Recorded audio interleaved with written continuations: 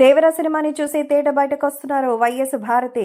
So మొత్తానికి YS Bharati అయితే దేవర సినిమాని జగన్మోహన్ రెడ్డితో కలిసి చూసి బయటకు వస్తున్నారు.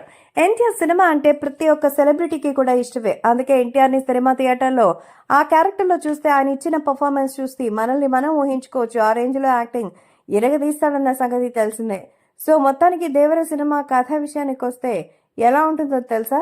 మరి ఖచ్చితంగా 1980-90ల నేపథ్యంలోనే సో ఈ మూవీ అయితే సాగినట్టు కనిపిస్తుంది. కమర్షియల్ సినిమాకి అనుగుణంగానే ఒక భిన్నమైన కాన్సెప్ట్ తో తీర్చిదిద్దిన విధానం అయితే చాలా బాగుందంటున్నారు భారతి. ముఖ్యంగా క్లైమాక్స్ లోను ప్రీ క్లైమాక్స్ లో వచ్చే అండర్ వాటర్ సీక్వెన్సే మరి సినిమాలో మేజర్ అందరూ మాట్లాడుకుంటున్నది అంటూ చెప్తున్నారు.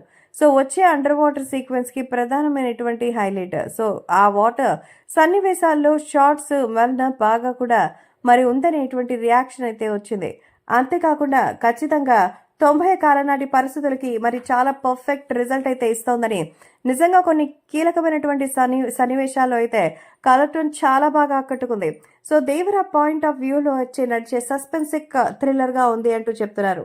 నిజంగా ఇంత ఎమోషన్స్ అలాగే ఇంత మరి నైపుణ్యం ఇంత గ్యాప్ తీసుకోవాల్సిన అవసరం లేదు కదా అంటూ అభిమానులు అయితే కింద ఆరాట పడుతున్నారు. సో అందుకే ఇప్పుడు వైఎస్ భారతి సినిమా గురించి అద్భుతమైన రివ్యూ ఇచ్చారు. One and only NTR performance కోసమే నేను థియేటర్కి వెళ్లాలని, అది 100కి 1000% ఆయన ఇచ్చేశారు అంటూ చెప్తున్నారు భారతి.